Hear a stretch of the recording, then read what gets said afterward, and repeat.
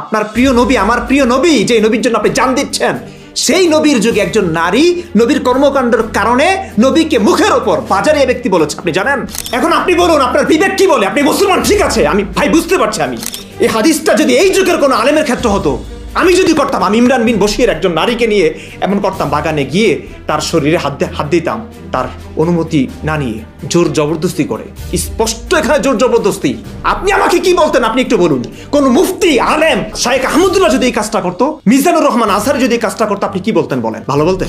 আপনি নিশ্চিত ধর্ষক। আসসালামু আলাইকুম ওয়া রাহমাতুল্লাহি ওয়া বারাকাতুহু। সম্মানিত দর্শক মণ্ডলী, আপনারা যেখান থেকে আমাদেরকে দেখছেন, আপনাদের প্রত্যেককে অভিনন্দন এবং ধন্যবাদ জানাই। তো যাই হোক, আজকে যে আলোচনার আলোচ্য বিষয় আপনারা স্ক্রিনে দেখতে পাচ্ছেন, যে নাস্তিক ইমরান বিন বশির, মানে এরা এতটাই মূর্খ, এতটাই অজ্ঞতার সমুদ্রে হাবুডুবু খায়, এটা কল্পনার বাইরে।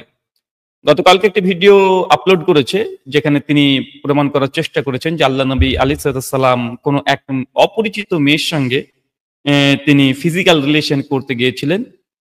তার ফলে আল্লাহ নবী আলাইহিস সালাম তার গায়ে হাত দিতে গিয়েছেন এবং সেই মেয়েটি তাকে, নবীকে বাজারি ব্যক্তির সঙ্গে তুলনা করেছেন। তো এই কথাগুলোকে অনেকভাবে রংচং মিশিয়ে তিনি বলেছেন এবং আল্লাহ নবী আলাইহিস সালামের 30 জন পাওয়ার ছিল যৌন সঙ্গমের, এটা নিয়ে আপত্তি করেছেন। চলেন তার আগে তাদের এই আলোচনাটা আগে আমি শুনে আসি, তারপরে আপনাদেরকে ডিটেল জানান দেব। চলেন আগে আমরা আলোচনা, এক সেকেন্ড আগে তার এই মোটামুটি আস্তে চিল্লাসনি, এত চিল্লাচ্ছিল কিসে? দাঁড়া, আরে দাঁড়া পাগলা, দাঁড়া 1 মিনিট, থাম। মানে এটা স্ক্রিনে সরাসরি দেখানো যাবে না, কেননা এর আগে আমি ভিডিও তাদের ব্যবহার করার কারণে আমাকে স্ট্রাইক মেরেছে, এই জন্য। তো যাই হোক, আমি তার জন্য মোবাইল থেকে তাদের দেখাবো। সেই নবীর যুগে একজন নারী নবীর কর্মকাণ্ডের কারণে নবীকে মুখের ওপর বাজারিয়া ব্যক্তি বলেছে, আপনি জানেন? এখন আপনি বলুন, আপনার বিবেক কি বলে? আপনি মুসলমান, ঠিক আছে, আমি ভাই বুঝতে পারছি। আমি এই হাদিসটা যদি এই যুগের কোনো আলেমের ক্ষেত্রে হতো, আমি যদি করতাম, আমি ইমরান বিন বশির একজন নারীকে নিয়ে এমন করতাম, বাগানে গিয়ে তার শরীরে হাত দিতাম, তার অনুমতি না নিয়ে, জোর জবরদস্তি করে। স্পষ্ট এখানে জোর জবরদস্তি। আপনি আমাকে কি বলতেন? আপনি একটু বলুন। কোন মুফতি, আলেম, শাইখ আহমদুল্লাহ যদি এই কাজটা করতো, মিজানুর রহমান আজহারি যদি এই কাজটা করতো, আপনি কি বলতেন বলেন? ভালো বলতেন? আপনি নিশ্চিত ধর্ষক বলতেন। সালাম দিতে ইচ্ছে করছে। তুই ঘুম হবে কি হবে? তুই সালাম দিবি বা কেন? দাঁড়া একটু, এটা তো তার হটলাইনের যে আলোচনা সেটা শোনালাম, এবার মূল আলোচনাটা শোনাবো। দেখি মূল আলোচনায় তিনি যে হাদিস দেখাচ্ছেন, সে আল্লাহর কাছে, সে আল্লাহর পানা চাই। আচ্ছা, বুঝেন তো না বাঙালি মানুষ? 1 সেকেন্ড, চলতে দুটি বাগান। আচ্ছা, এখানে চলে এসছি আমরা। এবার তিনি অভিযোগের হাদিস নিয়ে আপনারা এই হাদিসটা পেয়ে যাবেন, সার্চ করলে পেয়ে যাবেন। তাওহীদ পাবলিকেশনের হাদিস নাম্বার হচ্ছে 5255। আবু উসাইদ রাদিয়াল্লাহু তাআলা আনহু হতে বর্ণিত, তিনি বলেন, আমরা নবী সাল্লাল্লাহু আলাইহি ওয়াসাল্লামের সঙ্গে বের হয়ে শাওত নামক বাগানের নিকট দিয়ে চলতে চলতে দুটি বাগান পর্যন্ত পৌঁছলাম এবং এই দুটির মাঝে বসলাম। একটু মনোযোগ দিয়ে শুনুন। তখন নবী সাল্লাল্লাহু আলাইহি ওয়াসাল্লাম বললেন, তোমরা এখানে বসে থাকো। তিনি ভিতরে প্রবেশ করলেন, সাহাবাদেরকে বাইরে রেখে তিনি বাগানের ভিতরে প্রবেশ করলেন। বাগানে কি আছে দেখুন। তখন নু'মান ইবনে শারাহিলের কন্যা উমাইমার খেজুর বাগান স্থিত ঘরে জাউনিয়াকে আনা হয়। জাউনিয়া একজন নারী, বালিকা, আর তার খিদমতের জন্য ধাত্রীয় ছিল। নবী যখন তার কাছে গিয়ে বললেন, তুমি নিজেকে আমার কাছে সমর্পণ করো। একটা বাগানে একজন নারীকে নবীর সাহাবীরা নিয়ে এসেছে নবীর জন্য, স্ত্রী, দাসী না, কিছুই না। নবী তাকে বললেন, তুমি নিজেকে আমার কাছে সমর্পণ করো। সমর্পণ বুঝেন তো না?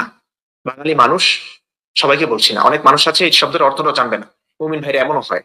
সমর্পণ, আমি যদি এখনকার ভাষায় বলি, তুই নিজের শরীরটা আমার কাছে দে, এটাকে আরবিতে হিবা বলে, বাংলাতে তর্জমা করা হচ্ছে সমর্পণ করো। নবী ওই মেয়েকে, মহিলাকে কিংবা একটা বালিকাকে বলল, তুমি নিজেকে আমার কাছে সমর্পণ করো। তখন সে বলল, ওই নারী বলল, কোন রাজকুমারী কি কোন বাজারিয়া ব্যক্তির কাছে নিজেকে সমর্পণ করে? রাবি বলেন, হাদিসের বর্ণনাকারী কে রাবি বলেন, এরপর তিনি তার হাত প্রসারিত করলেন তার শরীরে রাখার জন্য, যাতে সে শান্ত হয়। একজন নারীর শরীরে নারীকে বলেছে তুই নিজের শরীরটা আমাকে দান কর, সমর্পণ কর। ওই নারী এত বেইজ্জত করেছে নবীকে, কোন রাজকুমারী কি কোনো বাজারিয়া ব্যক্তির কাছে নিজেকে সমর্পণ করতে পারে? এত মানে ইজ্জত ফালুদা করবার পরেও নবী তার কাছে, নবী তার হস্ত মোবারক, পবিত্র হস্ত মোবারক সেই নারীর শরীরে রাখার জন্য চেষ্টা করলেন যাতে সে শান্ত হয়। আমি হলে এটা পারতাম না, বিশ্বাস করুন, আমি হলে এটা পারতাম না। সে বলল আমি আপনার থেকে আল্লাহর নিকট পানা চাই। ওই নারী বলল, আর কি করবে? নবী পাওয়ারফুল, অনেক সাহাবীরা বাইরে আছে, একজন নারী খুবই অসহায়। সে বলল যে আল্লাহর নাম করে আপনি নবীগিরি দেখাচ্ছেন, সে আল্লাহর কাছে, সে আল্লাহর পানা চাই। ওকে, আমি আপনার থেকে আল্লাহর নিকট পানা চাই। তিনি বললেন, নবী বললেন, তুমি উপযুক্ত সত্তরই আশ্রয় নিয়েছো। এরপর তিনি সাল্লাল্লাহু আলাইহি ওয়াসাল্লাম আমাদের নিকট বেরিয়ে আসলেন এবং বললেন, হে আবু উসাইদ, তাকে দুখানা কাতান কাপড় পরিয়ে দাও এবং তাকে তার পরিবারের নিকট পৌঁছিয়ে দাও। নবী সাহাবেদের মাঝে বের হয়ে আসলেন এবং সাহাবেদেরকে বললেন, আবু সাইদকে বললেন, তুমি তাকে দুখানা কাতান কাপড় পরিয়ে দাও। কেন কাপড় পরানোর প্রয়োজন কেন পড়লো? তার মানে ওই নারী নগ্ন ছিল ইতিপূর্বে। অবশ্যই সে নগ্ন ছিল না, নগ্ন হয়েছে বাড়ি থেকে আসে নাই, বাড়ি থেকে আনা হয়েছে, তারপর নবীর খেদমতের জন্য নগ্ন করা হয়েছে, এমনটাই বোঝা যাচ্ছে। ভিন্ন ব্যাখ্যা হতেও পারে, আপনি দিতে পারেন বোঝানি, কিন্তু আমার কাছে তাই মনে হচ্ছে। তারপর যা হোক, কাতান কাপড় পরিয়ে দাও এবং তাকে তার পরিবারের নিকট পৌঁছে দাও। হাদিসটা ইসলাম ফাউন্ডেশনের সহিহ বুখারীর। সহিহ বুখারী বুঝেন তো? হাদিসের মান ইসলাম ফাউন্ডেশন বলছে সহিহ। এটা আমার কথা না, কোনো নাস্তিকের কথা না, আসিফ মহিউদ্দিন, আসাদ, মাসুদ, ইমরান, কারো কথা না ভাই, বিজ্ঞ আলেমদের কথা, হাদিস বিশারদদের কথা, ইসলাম ফাউন্ডেশনের গবেষকদের কথা। তারা এটাকে বলছে হাদিসের মান সহিহ। সহিহ হাদিস তো ইসলামের অন্তর্ভুক্ত, তাই না? তোকে সহিহ পার্থক্য করতে হবে না ছাগল। তো যাই হোক, এই ছাগলটা কি বলছে আপনারা বুঝতে পারছেন। বুখারী হাদিস সহিহ বলতে হয় না রে পাগলা, সানাদান সমস্ত হাদিসের সহিহ, এটা নিয়ে কেউ ডাউট করে না। তো চলুন, তার মানে এখান থেকে মানে কিছু অভিযোগ তার কাছ থেকে শুনে নিয়েছি। প্রথম হচ্ছে আল্লাহর নবী অপরিচিত একটা নারীকে নিয়ে আসলেন বাগানে, তারপরে বললেন যে তুমি আমার কাছে নিজেকে সঁপে দাও, মানে সমর্পণ করে দাও। তারপর নারীটি বললেন যে আপনি একজন বাজারি ব্যক্তির সঙ্গে আমি একজন রাজকুমারী হয়ে আপনার কাছে সমর্পণ করতে পারি।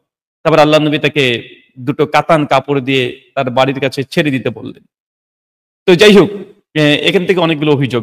প্রথমে আসেন, এইসব মূর্খ যে কটা আছে তাদেরকে বলি যে এই হাদিসের যে মূল শব্দ বাজারিয়া ব্যক্তি, এটা যে বলা, এটা বাংলা অনুবাদ দেখে এরা বলছে। একটু যদি আরবি টেক্সটটা দেখে নিত তাহলে এত ঝামেলা বন্ধে পড়তো না। অত ইংলিশ দেখতো, sunna.com থেকে দেখেন, এখানে কি বলছে, himself in marriage to an ordinary man. এখানে বাজারি ব্যক্তি না, অর্ডিনারি ম্যান মানে সাধারণ ব্যক্তি। সহিহ বুখারীর 5255 নম্বরের ইংলিশ ট্রান্সলেশন দেখেন, এখানে অর্ডিনারি ম্যান বলা হয়েছে, বাজারিয়া ব্যক্তি নয়। চলুন তারপর দেখেন উর্দুটা দেখেন, এখানে কি হচ্ছে, কিসি আম আদমি, কিসি আম আদমি কে লিয়ে আপনে আপকো, মানে এখানে উর্দু যে সহিহুল বুখারী হাদিস 5255 আছে, কিসি আম আদমি মানে কোন সাধারণ মানুষের কাছে আমার মতো রাজকুমারী কিভাবে বিবাহ করতে পারে বা কিভাবে তার কাছে সমর্পণ করতে পারে। তার মানে বোঝা গেল যে এই যে মানে ছ্যাচরা চিটিংবাজ, যারা সত্য জানার পরে সত্যকে গোপন করে, এই ইমরান নাস্তিকের মতো, ইমরানের মতো এই নাস্তিক যারা জানে, খুব ভালোভাবে জানে, তো এরা খুঁজে বেড়ায় কোথায় কোথায় একটু নবীর উপরে একটু অপবাদ দেওয়া যায়। আরে ভাই, যদি ইসলামের প্রতি যদি অ্যাটাক করতে হয় তাহলে কমপ্লিটলি মূল টেক্সট যেগুলো আছে সেগুলো থেকে অভিযোগ করুক না কেন, করে না কেন? এখানে দুটো অনুবাদ আপনাকে দেখালাম। ইংলিশ অনুবাদ অর্ডিনারি ম্যান, সাধারণ মানুষ বলা হয়েছে, বাজারি ব্যক্তি নয়। উর্দুতে দেখছে আম আদমি, সাধারণ মানুষই বলা হচ্ছে। তো চলুন, এই ইমরান বা নাস্তিকদের 14 গোষ্ঠী যারা আছে তাদের মধ্যে কোনো ন্যায়পরণতা নেই। কেন নেই আপনাকে আমি দেখাচ্ছি। ইমরান যে হাদিসটা পেশ করেছে সহিহুল বুখারী হাদিস না 5255, কিন্তু চিটিংবাজ তিনি বললেন কি যে আল্লাহ নবী কোনো অপরিচিত মহিলাকে ধরে নিয়ে এসেছে। কিন্তু এই 5255 নম্বর হাদিসের আগেই যেটা হাদিসটা পড়তো, পড়েনি তা না, তারা পড়েছে, কিন্তু তারা এগুলোকে দেখাবে না কেন? মানুষের কাছে অপপ্রচার করবে। অপপ্রচার করা এটা তাদের মূল উদ্দেশ্য। কেন 5254-তে এটা অপরিচিত কোনো নারী না, স্বয়ং নবীর স্ত্রীকে নিয়ে আসা হয়েছিল। চলেন হাদিস দেখেন আপনার সামনে, 5254 কি বলছে যে আউজাই রাহিমাহুল্লাহ থেকে বর্ণিত, তিনি বলেন আমি জুহরি রাহিমাহুল্লাহর কাছে জিজ্ঞাসা করলাম নবী সাল্লাল্লাহু আলাইহি সাল্লামের কোন এক সহধর্মিণী, চিটিংবাজ দেখ, সহধর্মিণী মানে স্ত্রী, নবীর ওয়াইফ, তার থেকে মুক্তি প্রার্থনা করেছিল। উত্তরে তিনি বললেন, উরাইয়া রাহিমাহুল্লাহ আয়েশা রাদিয়াল্লাহু তাআলা আনহা থেকে আমার নিকটে বর্ণনা করেছেন, জওয়ানের কন্যাকে যখন রাসূল সাল্লাল্লাহু আলাইহি ওয়াসাল্লামের নিকটে একটি ঘরে পাঠানো হলো, আর তিনি তার নিকটবর্তী হলেন, তখন সে বলল, আমি আপনার থেকে আল্লাহর কাছে আশ্রয় চাচ্ছি। রাসূল সাল্লাল্লাহু আলাইহি ওয়াসাল্লাম বললেন, তুমি তো এক মহিমায়ের কাছে পানা চেয়েছো, তুমি তোমার পরিবারের কাছে গিয়ে মিলিত হও। তার মানে এই নাস্তিক চিটিংবাজ এরা সহিহুল বুখারীর 5255 হাদিস থেকে অভিযোগ করছে। তার আগের হাদিসে জবাব আছে যে এটা কোনো অপরিচিত নারী ছিল না, এর সঙ্গে রাসূলের বিবাহ করা স্ত্রী ছিল। চলেন তারপরে কি বলছেন দেখেন, তারপরে হাদিস উনি 55 দিয়েছেন। যদি 1 নম্বর হাদিস আগেও পড়তো বা পরে পড়তো, 56 নম্বর হাদিসে ক্লিয়ার আছে কি বলছে দেখেন। ভিন্ন সনদে এখানে ইবনে সাউদ রাদিয়াল্লাহু আনহু সাইদ থেকে হাদিস বর্ণনা করছেন। তিনি বলছেন যে নবী সাল্লাল্লাহু আলাইহি সাল্লাম উমাইয়া বিনতে শারহিলকে বিবাহ করেন, পরে তাকে তার কাছে আনা হলো, তিনি তার দিকে হাত বাড়ালেন, সেম টেক্সট, সে এটি অপছন্দ করলেন। তাই নবী সাল্লাল্লাহু আলাইহি সাল্লাম আবু উসাইদকে তার জিনিসপত্র গুটিয়ে 2খানা কাতানে বস্ত্র প্রদান করে তার পরিবারের নিকটে পৌঁছে দেবার নির্দেশ দিলেন। তো এখানে আল্লাহর নবীর স্ত্রী বলা হচ্ছে, কিন্তু এই চিটিংবাজ কি বলছে, অপরিচিত কোন নারী। তার মানে বুঝতে পারছেন যে নাস্তিকদের মধ্যে কোনো ইনসাফ ন্যায়পূর্ণতা নেই, এরা শুধু মিথ্যা প্রপাগান্ডা ছড়াতে পারে। চলেন, এই দুটো হাদিস থেকে বোঝা গেল সেই নারীটা কোনো অপরিচিত নারী ছিল না, স্বয়ং রাসূলের স্ত্রী ছিল, এবং এই ঘটনা তার নিজের স্ত্রীর সঙ্গে ঘটেছে, অপরিচিত কোনো মেয়ের সঙ্গে নয়। যেমন ভাবে চিটিংবাজ নাস্তিক ইমরান বিন বশির সহ তাদের জাত ভাই যেগুলো করে আসছে, মিথ্যা প্রপাগান্ডা ছাড়া নাস্তিকতা কখনো চলতে পারে না। চলেন এরপরে আমরা হাদিস, তার মূল হাদিসটা আমরা দেখে আসি যে হাদিসে কি আছে আর তাদের কি ব্যাখ্যা। তার মানে বোঝা গেল এটা নবীর স্ত্রী, অপরিচিত কোনো মেয়ে নয়। এবার হাদিস পড়েন, তাহলে সবকিছু সমাধান হয়ে যাবে। আর 2 নম্বর আমরা দেখিয়ে দিয়েছি, এখানে বাজারিয়া ব্যক্তি বলেছে এটা বাংলা অনুবাদের ভুল, বরং হচ্ছে অর্ডিনারি ম্যান, সাধারণ মানুষ, আম আদমি, এটাই বোঝানো হয়েছে। চলেন আমরা সেই হাদিসটা পড়ে আসি, কি বলছে দেখেন। এখানে হাদিসের মূল অংশ যদি আপনি দেখতে চান, তাহলে হাদিসের মূল অংশটা আপনার কাছে আমি নিয়ে আসি। কি বলছে দেখেন, এখানে যে অংশটা এখানে আসছে, আমরা দেখাবো আপনাকে এই অংশটা। জি, ফুল স্ক্রিন আমি করলাম যেন আপনারা ভালোভাবেই দেখতে পারেন। আচ্ছা চলুন, এখানে কি বলছে দেখেন। এই সম্পূর্ণ তাকে নিয়ে আসা হলো, এতদূর পড়েন, তারপরে 5 নম্বর লাইন থেকে পড়েন যে ভিতরে প্রবেশ করলেন। নোমান ইবনু শারহিলের কন্যা উমাইয়ির খেজুরের বাগানে স্থিত ঘরে জওয়ানিকে আনা হলো। তারপর দেখেন এখানে আর তার খিদমতের জন্য ধাত্রীয় ছিল। নবী সাল্লাল্লাহু আলাইহি ওয়াসাল্লাম যখন তার কাছে গিয়ে বললেন, তুমি নিজেকে আমার কাছে সমর্পণ করো। সমর্পণ করো মানে অলরেডি নবীর সে স্ত্রী, এই নারীটা নবীর স্ত্রী, কিন্তু তার সঙ্গে শুধু বিবাহ পর্যন্ত হয়েছে আর অন্য কিছু হয়নি। তাকে বিবাহ করার পরে আল্লাহ নবী তার সঙ্গে যখন বলছে তুমি আমার কাছে সমর্পণ করো, মানে এই যে বিবাহ হলো, এখন তুমি আমার সঙ্গে যেতে পারো। এটার অর্থ এই নয় যে মানুষের সামনে তার কাছে গিয়ে শারীরিক সম্পর্ক করতে চাই। মানে কোনো বিবেকবান বুদ্ধিমান কোনো যদি বাচ্চা ছেলেও যদি থাকে, সে বুঝতে পারবে যে জনসাধারণের সামনে এই কথা বলার অর্থ কি। এটা ফিজিক্যাল রিলেশনের জন্য নয়, যেহেতু তাকে বিবাহ হয়ে গেছে, আমার কাছে সমর্পণ হও, মানে আমার এই বিবাহের সঙ্গে যখন বিবাহ হয়ে গেছে, তখন তুমি আমার সঙ্গে চলতে পারো, যেতে পারো। তাকে নিয়ে যেতে এসছে। তারপর তিনি কি বলছে দেখেন, তিনি বলছেন তুমি নিজেকে আমার কাছে সমর্পণ করো। তখন সে বলল, কোন রাজকুমারী কি কোন বাজারিয়া ব্যক্তির নিজেকে সমর্পণ করে? এই বাজারিয়া ব্যক্তি দেখেন, এই মহিলাটি বা এই স্ত্রী, নবীর স্ত্রীটি কি বলছেন, তিনি পরিষ্কারভাবে বলছেন যে নিজেকে রাজকুমারীর সঙ্গে তুলনা করছেন। আর আল্লাহ নবীকে বলছেন বাজারে ব্যক্তি। এই তুলনা ঠিক হয়েছে না। তাকে নিজেকে রাজকুমারী বলছেন, অপরদিকে তাকে বলছে সাধারণ মানুষ, যেটা আমরা ইংলিশ অনুবাদ, উর্দু অনুবাদ থেকে দেখিয়েছি যে কোন রাজকুমারী কি সাধারণ মানুষের কাছে সমর্পিত হতে পারে? তারপরে কি বলছেন দেখেন, সমর্পণ করে। রাবি বললেন, এরপর তিনি তার হাত প্রসারিত করলেন তার শরীরে রাখার জন্য, যাতে সে শান্ত হয়। স্পষ্ট তার নিজের স্ত্রী, যেহেতু সে রেগে গেছে এবং আল্লাহ নবীকে উল্টা কথা বলছে, এই জন্য তার গায়ে টাচ করে তাকে শান্ত করার জন্য। এটা সাধারণ স্বামী স্ত্রী প্রত্যেকেই করে। স্ত্রী যদি রেগে যায়, তাকে গায়ে হাত দিয়ে তাকে সান্ত্বনা দেওয়ার চেষ্টা করে, বোঝানোর চেষ্টা করে। এটা অপরিচিত কোনো মেয়ে না। এই চিটিংবাজ এখানে ডান্ডি মেরে দিয়েছে। নাস্তিকরা গোটা স্টোরির মধ্যে কোন এক জায়গাতে ডান্ডি মেরে দেয়, চিটিংবাজি করে দেয়, আর চিটিংবাজি করেই একটা পবিত্র সম্পর্কে ওকে অপবিত্র করানো, মানে দেখানোর চেষ্টা করে। যাদের কাছে পতিতালয় বৈধ, যারা সম্মতি দিয়ে যে কোনো নারীর সঙ্গে সেক্স করাটাকে অনুমোদন দেয়, মায়ের সঙ্গে সেক্স করাকে অনুমোদন দেয়, নিজের আপন বোনের সঙ্গে সেক্স করাকে অনুমোদন দেয়, এদের কাছেও নৈতিকতা শিখতে হবে। চিন্তা করে দেখেন, বলছে এইসব হাদিস পড়ে নাকি সে নাস্তিক হয়েছে। চিটিংবাজ, তুই তো নাস্তিক হয়েছিস। তোদের মোরালিটি অনুযায়ী এখন তোর মায়ের সঙ্গে মা যদি সম্মতি দেয়, তুই বিয়ে করে বাচ্চা পয়দা করতে পারবি, বিয়ে করার দরকার নেই, এমনি বাচ্চা পয়দা করতে পারবি, তোর বোনের সঙ্গে পারবি। তুই এখানে আল্লাহ নবী নিজের স্ত্রী গায়ে হাত দিয়েছে, আর এতেই তোদের এত আপত্তি। দেখেন, শান্ত হয়। সে বলল, আমি আপনার থেকে আল্লাহর নিকটে পানা চাই। তিনি বললেন, তুমি উপযুক্ত সত্তার কাছে আশ্রয় চেয়েছো। তারপর আল্লাহ নবী সাহাবীদেরকে বললেন যে, আবু সাইদ, একে দুইখানা কাতান কাপড় পরিয়ে দাও। এখন এই কাপড় পরিয়ে দাও, এই নাস্তিক বশির বুঝে নিলেন, তারপরে সে উলঙ্গ ছিল। মানে মানুষের ব্রেন কি, মানে মানে গাঁজা খায় কি এরা কি গাঁজা খায় যে প্রকাশ্যে মানুষের সামনে উলঙ্গ করে নিয়ে আসবে? এখানে সাহাবীরা আছে, এখানে সেই নারীটি বিবাহর যে পোশাক সেটা পরেছিল, তার জন্য যেহেতু সে এখানে দেখুন ইমাম বুখারী অধ্যায় কি রচনা করেছেন যে তালাক দেওয়া, তালাক অধ্যায় আসছে হাদিসটা। কেন কেন যখন ইসলামী শরিয়াত এইটা কোন নারীকে বিবাহ করার পরে নারী যদি অসম্মতি জানায়, তাহলে সে অটোমেটিক সে বিবাহটাকে বিচ্ছিন্ন হয়ে যায়, সে বিবাহটা টেকে না। তো নারী যখন অসম্মতি জানিয়েছে, নবীর সঙ্গে বিয়ে হয়ে গেছে, আল্লাহ নবী তখন বলছে, তো তাহলে এখন আমরা যেতে পারি, আমার কাছে সমর্পিত হয়ে যাও। তারপর নারীটা, মহিলাটি তিনি আপত্তি জানায়, আল্লাহ নবী তাকে তালাক দিয়ে দিলেন। যদি অসম্মতি জেলায় তালাক হয়ে যাবে, তো তালাক হয়ে গেছে। আর সে বিবাহের যে পোশাক সেটা পরেছিল। ইমাম হাজার আসকালানী ফাতুল বারির মধ্যে, সুনান কুবরা লিল বাইহাকির মধ্যে, তাবরানী আল মুজাম আল কাবিরের মধ্যে এই হাদিসের আর ডিটেল আলোচনা করা হয়েছে, আর ডিটেল আলোচনা আছে। তো এখান থেকে বোঝা যাচ্ছে আল্লাহ নবী যখন দেখছেন যে সে অসম্মতি জানাচ্ছে, সাহাবীদেরকে বললেন, যেহেতু সে বিবাহের পোশাক পরে আছে, তাই সাধারণ দুটো কাপড় পরিয়ে দাও এবং তাকে বাড়িতে পাঠিয়ে দাও।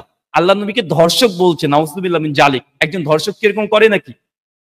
যদি সেই সময় যখন বাজারিয়া ব্যক্তি বলেছে নবীকে, অথবা নবীকে সাধারণ মানুষের সঙ্গে তুলনা করেছে, ওখানে সাহাবীরা আছেন, নবী আছেন, নবীর এখান থেকে মহানুভবতা পরিচয় পাওয়া যায় যে তাকে অপমান করছে পরিষ্কার একজন নারী অপমান করছে, আল্লাহ নবী কিছুই বলছেন না, তাকে কিছুই বলছেন না। ধর্ষকরা তেমনটা করে না, কোন মানে বদমানুষ তেমনটা করে না, কিন্তু আল্লাহ নবী তাকে কোনো প্রতিবাদ করলেন না, তাকে বকাঝকা কিছু করলেন না। যেহেতু নবীকে বিয়েতে অসম্মতি জানিয়েছে, আল্লাহ নবী তাকে তালাক দিয়ে তাকে তার বাবার বাড়িতে পাঠিয়ে দিচ্ছে। তাহলে তো তিনি যদি এত যদি যৌন তৃষ্ণা তার যদি থাকতো, ইমরান বিন বশিরের মতো ব্যক্তিদের, নাস্তিকদের মতো, যে সম্মতি দিয়ে মায়ের সঙ্গে যারা ব্যভিচার করতে চাই, তো তাহলে তো সঙ্গে সঙ্গে এত তো মানে জল ঘোলা করা দরকার ছিল না। আরে ও সম্মতি দিক চায় না দিক, তুলে নিয়ে চলে যেত, তারপর রেপ করতো। এমনটা ঘটনা কিছু হয়নি। আল্লাহ নবী তাকে তার সম্মতি চেয়েছে, যে যেহেতু তার সঙ্গে বিবাহ হয়ে গেছে, এখন তুমি আমার সঙ্গে সম্মতি দিচ্ছ কি দিচ্ছ না। সে ইগনোর করেছে আল্লাহ নবীকে, বা বাজারি ব্যক্তি বলুক আর সাধারণ ব্যক্তি বলুক, তাকে অপমান পর্যন্ত করেছে। আল্লাহ নবী এত মহান মানুষ যে সে নারীটাকে কোনো অভিযোগই করেনি, কোনো প্রতিবাদ করেনি, তাকে চত্থাপ্পড়ও মারেনি, তার গায়ে টাচও করেনি। হ্যাঁ, টাচ করতে গিয়েছে কেন? যেহেতু সে রেগে গেছে, নিজের স্ত্রী হয়, তাকে শান্ত করার জন্য তার শরীর স্পর্শ করতে গেছে। এটা স্বাভাবিক সেন্স, যে কেউ করতে চাই, যে কেউ এটা করবে স্বাভাবিক, যার মধ্যে মানসিক মানে মানবিকতা বোধ আছে তারাই করবে। তারপর যেহেতু সেটাকে ইগনোর করেছে, আল্লাহ নবী তাকে বিবাহ পোশাক খুলে দিয়ে তাকে নর্মাল সাধারণ পোশাক পরে তার বাবার বাড়িতে পাঠিয়ে দিচ্ছে। তো এটা যে একটা ধর্ষকের পরিচয় নাকি রে, চিটিংবাজ? এটা থেকে তো আল্লাহ নবীর গুণগান প্রশংসা করার দরকার তোদের, এটা তোরা করবি না। কারণ তোদের স্বভাব এইগুলো অপপ্রচার করে কিছু ভিউজ কামানো, কিছু হিন্দুদের কমেন্ট নিয়ে দাদা জবর দিচ্ছেন, চালিয়ে যান, আপনার মতো ব্যক্তিরই আমাদের প্রয়োজন। দেখেন তাদের কমেন্ট গুলো দেখেন, 99% হিন্দু প্রশংসা করছে। আবার এই ইমরান বিন বশির বলছে, আমি হিন্দু ধর্ম নিয়ে কেন বলি না, কেন আমি জানি না। কেন? চিটিংবাজ, তুই তো নাকি সংশয়.com এর সমস্ত আর্টিকেল পড়েছিস, হিন্দুদের নিয়ে 57 আর্টিকেল দেওয়া আছে। শ্রীকৃষ্ণার যে নোংরামি সেখানে আলোচনা করা হয়েছে, তুই জানিস না? শিবের ব্যাপারে আলোচনা করা হয়েছে, অনেক দেবতাদের ব্যাপারে উইথ রেফারেন্স স্ক্রিনশট আলোচনা করা হয়েছে। কেন তুই করিস না? কেন সেই আলোচনা কেন করিস না? যদি করিস, কাল থেকে তোদের ভিউজ শেষ হয়ে যাবে, ধ্বংস হয়ে যাবে। তোদেরকে পুষছে তারাই, তোদেরকে সব দিক দিয়ে সাপোর্ট করছে তারাই। তাই তোরা একদম সংশয়.com এ স্পষ্ট আছে, তারপরে তারা সেগুলোকে নিয়ে তোরা ভিডিও করবি না। কারণ তোরা করলেই তোদের যে মানে দাবি, তোদের যে উদ্দেশ্য, এটা পূরণ হবে না। তো একজন স্বামী স্ত্রী সম্পর্ককে অপরিচিত ব্যক্তি বলে দেওয়া মূর্খতা সুলভ। মূর্খতা না, এরা জানে, কিন্তু এগুলো দিয়ে এই সাধারণ মানুষকে তাদেরকে ব্রেন ওয়াশ করতে চাচ্ছে, কিন্তু না, সম্ভব নয়। মানুষে কম বেশি পড়াশোনা করে, আগেকার পরেকার হাদিস দেখলে উত্তর পেয়ে যাবে এটা কোনো সাধারণ নারী ছিল না, এটা নবীর স্ত্রী ছিল। এবং এখানে সাধারণ এখানে অর্ডিনারি ম্যান বলা হয়েছে বা আম আদমি বলা হয়েছে, বাজারি ব্যক্তি এটা অনুবাদ করেছে বাংলাতে। করলে কোনো সমস্যা নেই, যদি করেছে তারপরে কোনো সমস্যা নেই, কারণ নারীটা পরিষ্কার আল্লাহ নবীকে অপমান করছে। নবী এতটাই ধৈর্যশীল, মহান ব্যক্তিত্বের মানুষ, মহান চরিত্রের মানুষ, যে একটা নারী ডাইরেক্ট যে নবীকে অপমান করছে তারপর তিনি কোনো প্রতিবাদ করছেন না, তার সহানুভূতি তিনি দেখানোর চেষ্টা করছেন। কিন্তু এই সুন্দর একটা ঘটনাকে নাস্তিকদের নোংরা যে মগজ, এরাও কি গোবর খাওয়া ধরেছে কিনা কে জানে, এরা গোমূত্র পান করতে শুরু করেছে না কে জানে, ওখানে খেয়ে দিয়ে এগুলোকে সবকিছু উল্টো দেখছে। মানে চোর যে সে সাধারণ মানুষ, যে চোর ধরেন খুব ভোরবেলাতে একজন হুজুর তাহাজ্জুদে নামাজ পড়ার জন্য পুকুরে গিয়ে সে অজু করছে, আর অপরদিকে এই ইমরান মতো গরু চোর বা ডাকাত এ দেখাচ্ছে চুরি করে এসে পুকুরের ওই খুব ভোরবেলাতে ফজরের সময়তে বা তার আগে তাহাজ্জুদের ওয়াক্তে হাত মুখ ধুচ্ছে, যেহেতু চুরি করেছে চোর। এখন এই ইমরান বিন বশিরের মতো লোক ওই হুজুরকে দেখে চোরই ভাবে মনে হয় যে চুরি করেই মনে হয় এই হাত মুখ ধুচ্ছে। আরে বেটা, ও চুরি করে হাত মুখ ধুচ্ছে না, ও নামাজ পড়ার জন্য, তাহাজ্জুদে নামাজ পড়ার জন্য গভীর রাত্রিতে সে অজু করতে উঠেছে, হাত মুখ ধুচ্ছে। তো এদের সমস্যা কি? এই নাস্তিক এদের যে কোনো কিছু তাদের মূল টার্গেট হচ্ছে সেক্স, শুধু সেক্স। সব জায়গাতে ভালো জায়গা তো তারা সেক্স ছাড়া কিছু দেখে না। মানুষ যখন ঘরে থাকে দেখবেন, ঘরের মধ্যে যখন ঢুকে যায় তখন অনেক সময় এই রশি মানে দড়িকেও সাপ দেখে ভয় পায়, সাপ মনে করে ভয় পায়। কোনো সুস্থ মানুষ দড়িকে সাপ মনে করে না, কিন্তু ঘরের যদি ঢুকে যায়, দু চার টান যদি একটু মেরে দেয় বা যদি অন্য কিছু সাদা পানি যদি খেয়ে নেয় বা মগজের মধ্যে যদি টাকার নেশে ঢুকে যায়, তাহলে এরা দড়িকে সাপ মনে করে ভয় করবে। তো এই সুন্দর একটা স্টোরি, স্বামী স্ত্রীর একটা ঘটনা, যে আল্লাহ নবীর কাছে এই নবীকে ইগনোর করেছে, নবী তাকে কোনো অপমান না করে তাকে ডিভোর্স দিয়ে দিয়েছে, তালাক দিয়েছে। আচ্ছা ঠিক আছে, জাস্ট তুমি যখন আমাকে চাচ্ছ না, তাকে ছেড়ে দিয়েছে। এবং ইমাম বুখারী অধ্যায়গুলো এমনই রচনা করেছে প্রত্যেকটা। এই হাদিস আবু দাউদ, তিরমিজি, ইবনে মাজাহ, নাসাই, দারমি, বাইহাকি, মানে যে কোনো গ্রন্থে আপনি খুললে এই হাদিসটা ইন ডিটেল আপনি পেয়ে যাবেন। চলেন দ্বিতীয় একটা হাদিস। নবী 30 জন পাওয়ার ছিল ফিজিক্যাল রিলেশন করার, আর এক রাত্রে 11 জন স্ত্রীর সঙ্গে তিনি সহবাস করতেন। এইসব চিটিং বাস গুলো আরে করলো তো তোর বাবার কি রে ভাই, স্ত্রীর সঙ্গে তো করেছে, অন্য কারো কাছে তো নয়। তোর মতো তার এই পতিতালয় বৈধ করে তো যাচ্ছে না, তাই না? তোরা তো ওটাকে বৈধ করতে চাচ্ছিস টাকা দিয়ে। কেননা স্বামী স্ত্রীর সংসার হলে একটা দায়িত্ব পড়ে, স্ত্রী ভরণ পোষণের দায়িত্ব নিতে হবে। কিন্তু তোরা তো এটা চাস না, তোদের 400 টাকা 200 টাকা 100 টাকা দিয়ে সোনাগাছিতে চলে যাবি, গিয়ে তোদের যে মনোবাসনা কাজ করে দিয়ে তোরা চলে আসবি। তো তার দায়িত্ব নিতে চাস না, ছেলে হবে, স্ত্রী হবে, স্ত্রীর মা বাবা থাকবে, তাদের দায়িত্ব, সামাজিকতা, এগুলো তো তোর দরকার নাই। 100 টাকাতে যে কাজটা তোরা করতে পারবি সেটা দায়িত্ব নিতে যাবি কেন? পতিতালয় বৈধ তোদের কাছে। চলেন সে হাদিস আমরা ঘুরে আসি। এটা দেখেন কি হাদিস আসছে। আচ্ছা, এই হাদিস হচ্ছে 30 জন, এটা হচ্ছে সহিহ বুখারী হাদিস 266। নোমান ইবনে বাসিরের সেই হাদিস বর্ণনা করছেন আনাস বিন মালিক, তিনি বর্ণনা করছেন, তিনি বলছেন যে রাসূল সাল্লাল্লাহু আলাইহি ওয়াসাল্লাম স্ত্রীগণের কাছে দিনের বা রাতের কোনো এক সময়ে পর্যায়ক্রমে মিলিত হতেন। এখন পর্যায়ক্রমে আল্লাহর নবী তিনি মিলিত হতেন, তারা ছিলেন 11 জন। 11 জন স্ত্রীর কাছে আল্লাহর নবী হয় দিনে অথবা রাতে তিনি মিলিত হতেন। এখন এখান থেকে নাস্তিকরা বুঝে নিলে মিলিত হতেন মানে শারীরিক সম্পর্ক করতেন, চিটিংবাজ। যদি ইমরান যদি তার বউর কাছে প্রতিদিন যায়, যদি লেখা হয় যে ইমরান প্রতিদিন রাত্রি সন্ধ্যা 7টা থেকে পরের দিন ফজর পর্যন্ত বা বিকেল ভোর পর্যন্ত নিজের স্ত্রীর কাছে যেতেন বা সময় দিতেন বা মিলিত হতেন, তার অর্থ কি?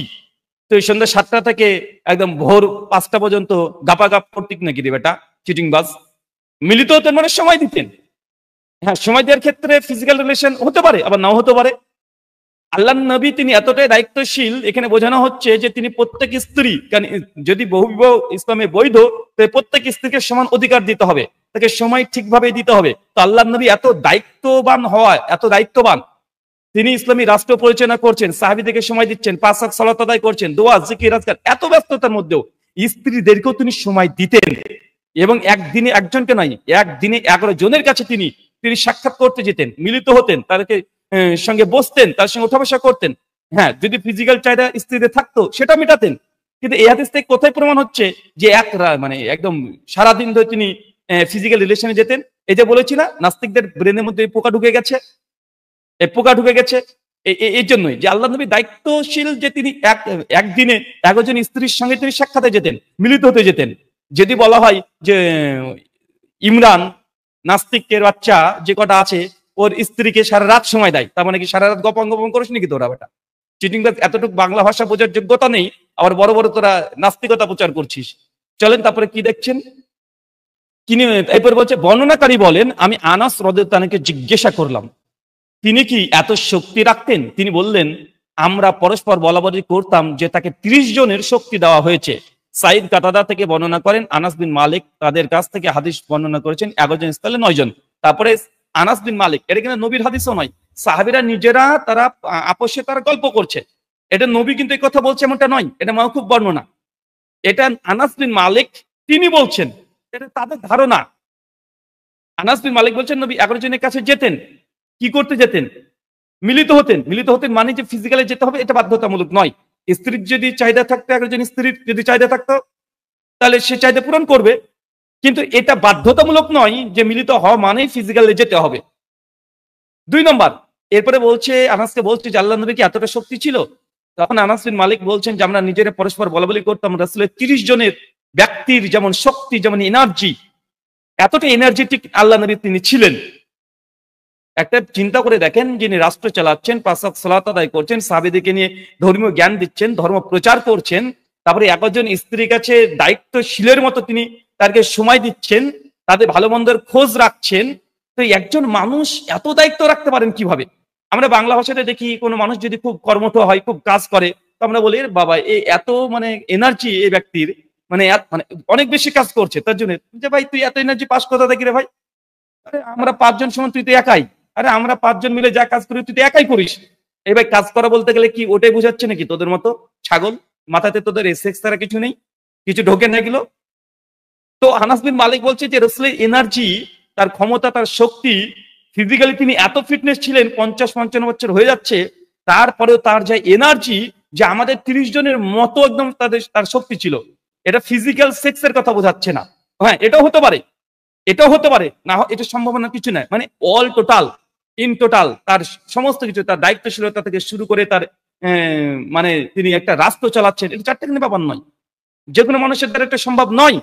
তার জন্য বলছেন যে তার এত এনার্জি। আমরা সাধারণভাবে আমরা দেখি অনেক মানুষকে বলি, যারা আমাদের চেয়ে একটু বেশি কর্মঠ, তাকে বলি যে আরে ভাই তোর তো অনেক এনার্জি রে ভাই, এত এনার্জি পাস কোথা থেকে রে ভাই? কোনো কিছু সফট ড্রিঙ্ক পান করিস নাকি? অনেকে বলি। এখন এই এনার্জি, তার এই শক্তিমত্তার কথা বলা উদ্দেশ্য এই নয় যে ফিজিক্যাল রিলেশন, কিন্তু এই যে নাস্তিক মাথা মোটা, গোমূত্র পান করতে মানে শুরু করে দিয়েছে এরা, তার জন্য তারা উল্টো পাল্টায় দেখছে। তো সম্মানিত দর্শক মন্ডলী, এই দুটো জায়গা থেকে আজকের আলোচনার সারমর্ম হচ্ছে এইটা, যে হাদিসের মধ্যে যে বাজারিয়া ব্যক্তি বলা হয়েছে, এটা বাজারি ব্যক্তি বাংলার ভুল অনুবাদ, আর যদি সঠিক অনুবাদ হয়ে থাকে তারপর আল্লাহ নবীর মহানুভবতা এখান থেকে পাওয়া যায়। কেন একজন নারী নবীকে অপমান করছে, নবীর সাহাবীরা প্রেজেন্ট আছে, তারপর আল্লাহ নবী কোনো অভিযোগ করছেন না, কোনো প্রতিবাদ করছেন না, মেয়েটাকে হেউ করছেন না, সাহাবীরা কোনো কিছু করছেন না।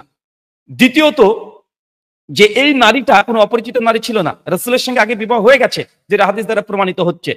তৃতীয়ত, আল্লাহ নবী আলাইহিস সালামের কাছে যখন আল্লাহ নবীকে যখন ইগনোর করে দিয়েছে, আল্লাহ নবী তাকে তালাক দিয়ে দিয়েছে।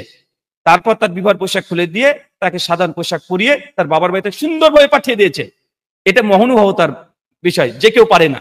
নাস্তিকরা পেলে তো লুফে নিত, একদম লুফে নিত এরা। আমরা জানি না এরা কি করে। চতুর্থ, যে 30 জনের শক্তির ব্যাপারে এটা সাহাবীদের ধারণা ছিল।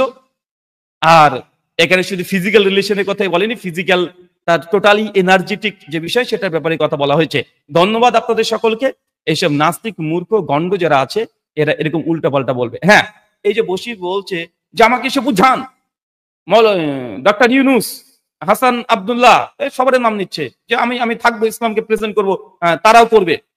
বেটা, আবার টাকার অফার করেছে, মিজানুর রহমান আজহারি হোক বা আহমদুল্লাহ শাইখ হোক, বেটা আই আমাদের কাছে আই, টাকা লাগবে না, তোকেই দিব টাকা, তোকে 10,000 টাকা অফার করলাম, যা 10,000, যে তাও না হয় 20,000 টাকা দিব তোকে, আই আমাদের সঙ্গে, আমরা ডিবেটের ব্যবস্থা করছি, আই।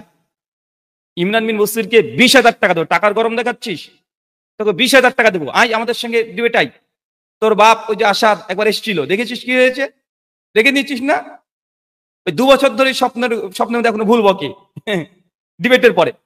তো তোর যদি দম থাকে, টাকার অফার করছিস, তোকে 20,000 টাকা অফার করলাম, তুই আয় আমাদের সঙ্গে ডিবেট আই, দাস দাসী প্রথা নিয়ে ডিবেট করবি, চলাই। তোদের এটাই তো মূল, খুব সুন্দর তোদের টপিক, যে দাস দাসী করে পাগল একদম মুখে ফেনা তুলে ফেলেছি, পিছন ভিজে যায় তোদের। আই, তোকে 20,000 টাকা অফার করলাম, তুই ডিবেটে যদি প্রস্তাব রাজি যদি হয়ে যাস, আমি ব্রাদার রাহুল হোসেন বলছি তোকে 20,000 টাকা দেবো। ইউটিউবে তোর মনিটাইজেশন করে টাকা ইনকাম করছিস না, করছিস তো, তো তোকে 20,000 টাকা দেবো, আই ডিবেট আই, দেখি তোর কত দম আছে। আগে আমি বলেছি, ওই আসাদের সঙ্গে যখন ডিবেট হয়েছিল শেষে গিয়ে বলেছি যে বেটা আমাদের আলেমের কাছে পৌঁছাতে এলে কোথায় এনায়েতুল্লাহ আব্বাসী, কোথায় আবু বকর জাকারিয়া, আব্দুর রাজ্জাক বিন ইউসুফ, ওদের কাছে পৌঁছানোর আগে আমাদের মতো জেনারেল শিক্ষিত ব্রাদার রাহুল হোসেনের বুকের উপর দিয়ে যেতে হবে। ওই আলেমদের কাছে তোদেরকে যেতে হবে না, হাই আমাদের কাছে আই। টাকার গরম দেখাচ্ছিস, তোকে 20,000 টাকা দেবো, তাতেও রাজি না হলে 25,000 টাকা দেবো, যা আই দেখি, চল I debate I, I debate I. কত বড় সাহস তোর, কত বড় হিম্মত, কত বড় তোর, মানে কোরআন হাদিস তুই পড়েছিস, মুফতি থেকে আমি কেন নাস্তিক হয়ে গেলাম, ছাগল কোথাকার, ছাগল বলে হয়েছিস, একদম গোদা বাংলা ভাষায় তুই ছাগল বলে হয়েছিস। না তুই কোরআন ভালো করে জানিস, না তুই হাদিস ভালো করে জানিস, হাদিসের একটু জানিস, তার একটু জানিস না, মিডল অংশ থেকে পড়িস, আগের হাদিস জানিস না, পরে হাদিস জানিস না, তোর রেজাল্ট দেখে তো তাই মনে হয়েছে। তো রেজাল্টের তোর যা মানে তোর যা রেজাল্ট দেখে তো এই মানে মানুষ বলবে যে তোর মতো ব্যক্তি মাদ্রাসায় ঢুকলো কিভাবে, এইসব ছাগলগুলো। ইমরান বিন বসির থেকে চ্যালেঞ্জ করলাম, চ্যালেঞ্জ তো নয়, তো চ্যালেঞ্জকে অ্যাকসেপ্ট করলাম, আহমদুল্লাহকে, ডক্টর ইউনুসকে বসতে হবে, মানে চিটিংবাজি হয়েছিস নাকি? তোর মতো ছাগলের জন্য ডক্টর ইউনুস, বাংলাদেশের যিনি এখন প্রধান ভূমিকা পালন করছে রাষ্ট্রের, তোর কাছে চলে আসবে ছাগল, তোর কাছে চলে আসবে হাসান আব্দুল্লাহর মতো ব্যক্তি, আহমদুল্লাহ শেখ, মিজানুর রহমান আজারি, আবু তাহাদ, এরা আসবে তোর কাছে ছাগল। আমি আগেই বলেছি, আলেমদের কাছে পৌঁছানো আগে ব্রাদার রাহুল হোসেনের বুকের উপর দিয়ে যেতে হবে, আগে বুকের উপরে ভেদ করে যেতে হবে। তোর বাপ এসেছিল একবার, তোর বাপকে দেখানো হয়েছে জিন্দেগিতে ভুল করেও, স্বপ্ন তো ভয় পাই, স্বপ্ন তো হিসু করে দেয়। চিটিংবাজি পেয়েছিস নাকি? তোকে চ্যালেঞ্জ করা থাকলো, টাকা লাগলে টাকা দিয়ে দেবো, ওয়াজ মাহফিলে যত টাকা লাগে টাকা দিয়ে দেবো, চিটিংবাজ, তোকে টাকা দেবো, আই আই তুই আই, 25,000 টাকা তোকে অফার করলাম, আই 2 ঘন্টার জন্য। আরো যদি টাকা চাস তোকে আরো টাকা দেওয়া হবে, যে 30,000 চাস 30 দেবো, আই 40 চাস 40 দেবো, তুই রাজি হ, চলাই। ইসলামে দাস দাসী প্রথা নৈতিক না অনৈতিক, এই টপিক আই, তোদের এটা সবচেয়ে ভাইটাল এবং খুব বড় ইস্যু না, চলাই এই টপিকে আসবো। আমি আগে বলেছি তোদের সঙ্গে ডিবেট হলে তোদের সবচাইতে যে টপিক গুলোকে তোরা মানে ভাইরাল করতে চাস, সবচাইতে শক্ত মজবুত মনে করিস দলিল ইসলামের বিরুদ্ধে, সে কঠিন সাবজেক্ট নিয়ে হবে, কঠিন সাবজেক্ট নিয়ে হবে। দাস দাসী নিয়ে তোর পাগল হয়ে যাস না, সবসময় দাস দাসী করিস, ওটা নিয়ে হবে। আই দেখি কেমন দম আছে তোর। 50,000 টাকা মতো অফার করলাম, যা 50,000 টাকা তোকে দেবো। আর মুসলিমরাও এক পায়ে দাঁড়িয়ে আছে, মুসলিমরা এক পায়ে দাঁড়িয়ে আছে তোদের মতো চিটিংবাজদের সঙ্গে ডিবেট করার জন্য। আমাদের আলেম পর্যন্ত যেতে হবে না, আমাদের বুকের বুদ্ধি আগে যা, দেখবি ছাগল কোথাকার, ছাগলের শিং দিয়ে এই পাহাড়কে গোতা দিয়ে ভেঙে ফেলার চেষ্টা করছিস। এখন আমরা জীবিত আছি, এখনো জীবিত আছি, তোর মতো ছাগলগুলোকে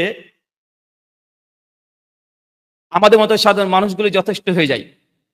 পাগলামি পেয়েছিস নাকি? হাদিসের অর্ধেক বলবি না, চিটিংবাজি করবি, চলাই দেখি, চলাই। তোকে 50,000 টাকা অফার করা হলো, আই ডিবেটাই।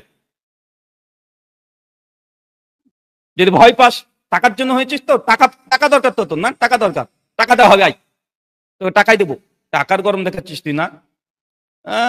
যারা ডিবেট করে না তাদেরকে ডিবেটের চ্যালেঞ্জ, আরে যারা বেটা ডিবেট করে তাদের সঙ্গে আয়, বিতর্ক যারা করে তারা আয়। আমাদুল্লাহ ওখানে ডিবেট করে, আমাদুল্লাহ ওখানে ডিবেট করেছে দেখেছিস? ছাগল কোথাকার, যারা ডিবেটার তাদের সঙ্গে ডিবেটের চ্যালেঞ্জ কর। মিজানুর রহমান আজহারী কখন ডিবেট করেছে? কখনো করে না। যারা এই ফিল্ডে আছে তাদেরকে তারা ডিবেটের অফার করছে, তাদের সঙ্গে আয়। চিটিংবাজ, ছাগলের ডাক্তার আলাদা, গরুর ডাক্তার আলাদা, শুয়োরের ডাক্তার আলাদা, মানুষের ডাক্তার আলাদা। আরে মিজানুর রহমান আজহারী বা যাদেরকে তুই ডাকছিস শেখ আহমদুল্লাহ, ওরা মানুষের ডাক্তার, শুয়োরের ডাক্তার না। এই গরু ছাগল শুয়োরের ডাক্তার তারা না, তাই শুয়োরের ডাক্তার আলাদা। তোদের মতো ব্যক্তিদেরকে সার্জারি নয়, পোস্টমর্টেম করতে হবে, তাই তাদের জরুরত নেই, আমরা যথেষ্ট। শুয়োরের জন্য শুয়োরের ডাক্তারি আমরা করে দিব। আর মানুষের ডাক্তার যদি হোস, মানুষ যদি হতিস, তাহলে অবশ্যই আহমদুল্লাহ শেখ তাই ডাক্তারি করতো, তোদের সঙ্গে বসতো। কিন্তু মানুষের জায়গায় যদি শুয়োর চলে আসে, তো ভাই শুয়োরের ডাক্তারি যারা করতে পারে তারাই করবে। আর তাদেরকেও আমি বলি, শেখ মাসেক যারা আছে, যে শুয়োরের সঙ্গে কুস্তি লড়াই করার জন্য ওই নর্দমায় নামার আপনাদের প্রয়োজন নেই, আমরাই আছি। কারণ এরা ওই যখন মানে গর্তে পড়ে চিটপটাং হয়ে উল্টে পড়ে থাকবে, তারপরে বলবে যে আমি ইচ্ছাকৃত চিটপটাং হয়ে পড়েছিলাম। এমনি এমনি ওই যে বলেছিল না যে ডিবেটে কে জিতলো কে হারলো, এটা মানে আমরা দেখতে আসিনি, আমার মূল কথাগুলো প্রচার করতে এসেছি। ডিবেটের হার জিতে বেশ ব্যাপার না, চিটিং বাজ কোথাকার। ধন্যবাদ আপনাদের সকলকে। ইমরান, বুকে দম থাকলে, বুকে যদি দম থাকে তাহলে চলাই ডিবেটে। ফেসবুক থেকে ভিডিও করে জানিয়ে দেয়, হ্যাঁ, যে তোরা চ্যালেঞ্জ করেছিলি, ব্রাদার রাহুল অ্যাকসেপ্ট করেছে, ইসলামের দাস দাসী প্রথা নৈতিক না অনৈতিক, এই টপিকের উপরে ডিবেট হবে। আর ডিবেটের যে নীতিমালা, এর আগেও তোর বাপের সঙ্গে ডিবেট করেছিলাম, ওই নীতিমালা থাকবে। সঙ্গে যদি কিছু যুক্ত করতে হয়, কিছু বিয়োগ করতে হয়, করতে হবে, সমস্যা নেই। সেটা দুজনের সম্মতিতেই হবে। বুকে যে দম থাকে, আজ টাকা যদি চাস তোকে টাকা দিয়ে তোকে ডিবেট করাবো, দেখি তোর বুকে দম আছে কিনা। ধন্যবাদ আপনাদের সকলকে এতক্ষণ আমাদের সঙ্গে থাকার জন্য। পরবর্তী সময় আবারও দেখা হবে আপনাদের প্রত্যেকের সঙ্গে। আজকের মতো আমি এখানে বিদায় নিচ্ছি। ওমা আলাইনা ইল্লাল বালাগ। আসসালামু আলাইকুম ওয়া রাহমাতুল্লাহ।